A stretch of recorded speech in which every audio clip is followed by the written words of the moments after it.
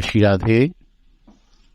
घर में जो विराजमान श्री विग्रह या ठाकुर जी हैं, गोपाल हैं या राधा कृष्ण हैं, सबसे पहले तो यह भाव रहना चाहिए कि ये मेरे ठाकुर है। जैसे अतिथि को बहुत जोर दे के बुलाया जाता है और बहुत मुश्किल से अतिथि हमारे घर आता है, फिर हम उसकी सेवा करते हैं, उसको भोजन खिलाते हैं, उससे बात करते हैं, उसके सुख का, उसके आनंद का, उसके सोने का, उसके बैठने का, उसके खाने का ध्यान रखते हैं। यह भाव रखा जाए। ठाकुर को हमारे घर आने की कोई ज़रूरत नहीं है। वो तो अखिल ब्रह्मांड नायक है, जाने कहाँ कहाँ किन किन मंदिरों में कोने कोने में पूज रहे हैं, बढ़िया बढ़िया मिष्ठान मिल रहे हैं, खा रहे हैं, सब हैं। तो हमने इनको बुलाया है, ये बड़ी कृपा करके हमारे घर पधारे हुए हैं, तो हमें हमसे किसी भी तरह इनकी उपेक्षा ना हो जाए, हमारा ध्यान लगा रहे। जैसे हमारे घर में कोई हमारा चहेता, कोई हमारे मामा जी, कोई हमारे चाचा जी, कोई हमारी साली, कोई हमारे जीजा जी आए हुए हों, तो हमारा ध्यान उधर ही लगा रहता है। जीजा जी क्या खाओगे, भैया क्या खाओगी, बहना क्या खाओगी, मामा जी क्या खाओगे, कहाँ चलोगे, आज घूमने चलते हैं, आज ये करते। तो वृत्ति उनमें लगी रहे। दूसरा, उनको जागृतवत माना जाए कि वो जागृत हैं, वो हमारी भावनाओं को महसूस करते हैं। उनको सर्दी भी लगती है, उनको गर्मी भी लगती है, उनको विभिन्न पदार्थ खाने की इच्छा भी होती है, और उनको रखने के नियम भी है कुछ। उन नियमों का भी हमें पालन करना पड़ता है। पहले तो ये हो कि शुद्धता का पूरा ध्यान रखा जाए। स्नान करके सुबह उनको बिना स्नान किए टच न किया जाए, बच्चे वगैरह खेल न समझे, श्रद्धा सहित उनको भोग लगाया जाए। शुद्धता का और भावना का, क्रिया से ज्यादा भावना। भाव यदि शुद्ध होगा, क्रिया में थोड़ी भूल भी हो जाएगी तो चलेगा। तो सबसे पहले तो सुबह जो भी आपका समय हो, 6 बजे, 5 बजे, 7 बजे, ठाकुर जी को उठाया जाए। बहुत जल्दी भी ना उठाया जाए, 3:30, 4 बजे उठा दिया जाए। मेरे अनुमान से उनको विश्राम करने दिया जाए। 5, 5:30 बजे, 6 बजे ठाकुर जी का उठने का टाइम है, और फिर 7 बजे हो, 8 बजे हो, जो आपकी घर की परिस्थिति हो, श्रद्धा सहित उनको उठाया जाए। उठा के बैठा दिया जाए। गर्मी हो तो रजाई लपेट दी जाए, सर्दी हो तो रजाई लपेट दी जाए, गर्मी हो तो पंखे आदि की व्यवस्था हो। बैठा के जो रात को आपने भोग लगाया है, जन लगाया है, उसे हटा दिया जाए ताली बजा के। फिर उनको एक नवीन भोग और पानी सुबह सुबह उठते ही दिया जाए। उसमें भोग में माखन मिश्री हो सकता है, कोई पेड़ा बर्फी हो सकता है, कोई फल हो सकता है, वो भोग दिया जाए। भोग जब तक लगे तब तक उनके लिए चंदन, स्नान का जल, स्नान के जल में चंदन डाला जाए, तुलसी डाली जाए, और कोई इत्र वगैरह डाला जाए सुगंधित। तब वो फिर भोग लगा के भोग को ताली बजा के हटा दिया जाए। फिर उनके वस्त्र हटा के उनको स्नान कराया जाए। स्नान एक पात्र में कराया जाए जिससे उनका चरणामृत इकट्ठा हो जाए। उस चरणामृत का घर वाले लोग थोड़ा थोड़ा पान कर लें, नहीं तो उस चरणामृत को तुलसी जी में या किसी वृक्ष में विसर्जित कर दिया जाए। फिर उनका श्रृंगार किया जाए, स्नान कराया जाए, वस्त्र पहनाए जाए, चंदन लगाया जाए, उनको मुकुट लगाया जाए। वस्त्र श्रृंगार में भी ये ध्यान रहे कि ऐसे कड़े कड़े चुभने वाले वस्त्र केवल इसलिए कि वो सुंदर दिखें, ये भाव ना रहे, उनको कष्ट ना हो। जैसे अपना एक बालक होता है 6-8 महीने का, उसको हम जब कपड़े पहनाते हैं तो ये देखते हैं कि इसको चुभे नहीं, इसको कष्ट ना हो, खुले खुले हो। तो इस बात का ध्यान रखा जाए।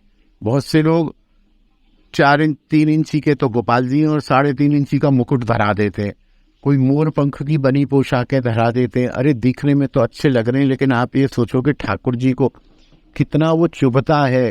पोशाक के अंदर जो बुकरम का कपड़ा है कितना चुभता है, इस चीज का ध्यान रखा जाए। और गर्मी में गर्मी जैसे हल्के हल्के कपड़े, सर्दी में सर्दी जैसे कपड़े, सामान्य सा श्रृंगार, उनको सजा के सुंदर वो दिखने चाहिए, इसमें कोई शक नहीं, लेकिन इस कीमत पर नहीं सुंदर दिखने चाहिए कि उनको कष्ट हो।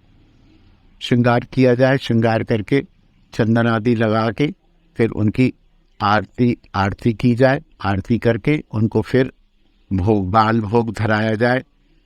सेवा में 4 चीजें हैं, पत्रम, पुष्पम, फलम, तोयम। पत्रम माने तुलसी पत्र। तुलसी पत्र जरूर गोपाल जी हो या प्रिया प्रीतम हो, उनके चरणों में समर्पण करना चाहिए, इस भाव से कि प्रभु ये तुलसी समर्पित कर रहे हैं, आप हमें अपनी भक्ति दीजिए, हमारा चित्त शुद्ध कीजिए, हमें बुद्धि दीजिए जिससे हम आपकी सार्थक सेवा कर सकें। पुष्पमाला, ताजा पुष्प कोशिश करके होना ही चाहिए। पत्रम, भले 1 पुष्प हो 2 पुष्प हो, पत्रम पुष्पम फलम, फल जरूर होना चाहिए।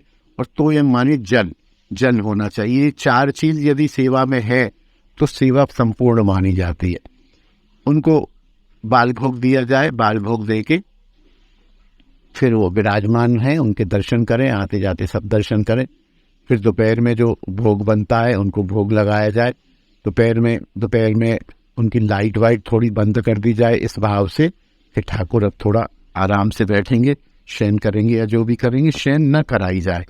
बहुत से वैष्णव तो दोपहर में भी शयन करा देते हैं, लेकिन मेरे विचार से दोपहर में ठाकुर की शयन करा भी सकते हैं, नहीं तो आवश्यक नहीं है। ठाकुर जी विराजमान हो जाए, थोड़ी सी शांति हो जाए, बत्ती वगैरह बंद हो जाए, पर्दा हो जाए, उसके बाद शयन का भाव हो जाए, उसके बाद फिर 3-4 बजे उनको उठाया जाए।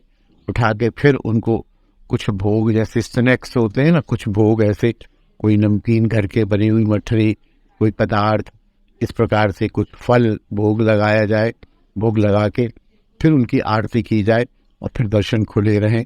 शाम को फिर उनको 7-8 बजे ठाकुर जी को ब्यारू भोग, रात्रि भोग, डिनर भोग लगाया जाए और फिर उनकी आरती की जाए। आरती करके और उनके वस्त्र वगैरह हल्के करके मुकुट श्रृंगार हटा दिया जाए और उनको एक अच्छी सेज पर, गद्देदार सेज पर सुला दिया जाए।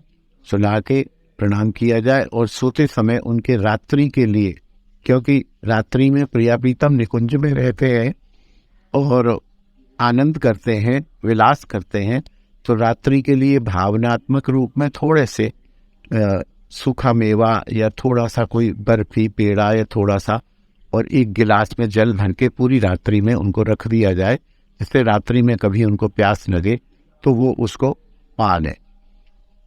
विश्राम सुला दिया जाए, सुला के फिर सवेरे समय पर उठा दिया जाए। बीच में जो भी आप खाएं, जो भी आप बनाएं, अब इसमें भी 2 भाव होते हैं। एक भाव तो ये होता है कि हम ठाकुर की दृष्टि से बनाएं कि ठाकुर को क्या क्या पसंद है। प्याज वगैरह का सामग्री ठाकुर स्वीकार नहीं करते कभी भी। अशुद्ध अवस्था में बनाई हुई सामग्री कभी भी ठाकुर स्वीकार नहीं करते। उससे अच्छा ये है कि उनको पक्का सूखा मेवा या फल आदि भोग लगा दिया जाए, उससे वो प्रसन्न रहेंगे।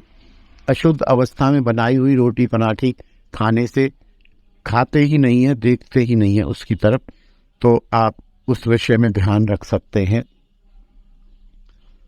जो भी हम खाएं हमारे लिए बन रहा है। मान लो मेरे पेट में दर्द है और आज खिचड़ी बन रही है, तो ठाकुर से ये कहो, प्रभु ये मैंने अपने लिए बनवाया है, लेकिन मैं अमनिया थोड़ी खाऊंगा, आप इसको प्रसादी कर दो, आपको जरूरत नहीं है ये, लेकिन आप प्रसादी कर दो, आपकी प्रसादी ही मैं खाऊंगा। एक तो ये भाव रहना चाहिए।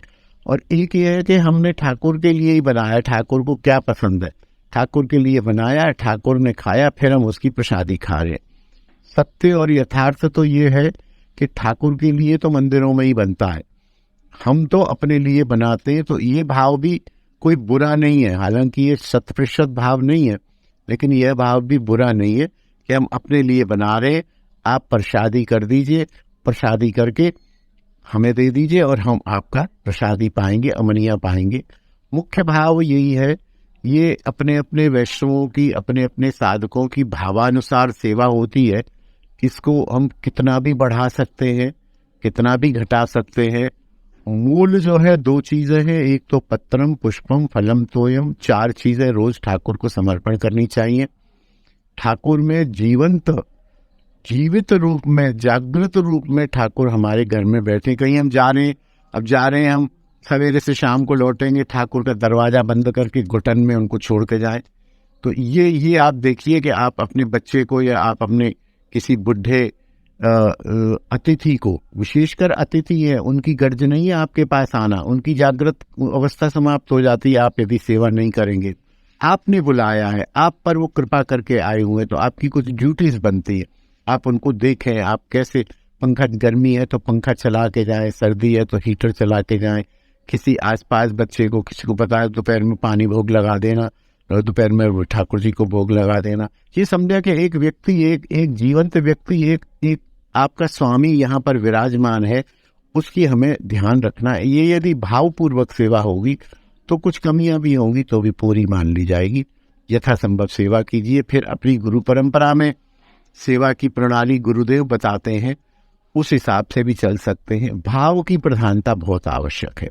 जय श्री राधे, जय निताई। बोल हरि बोल हरि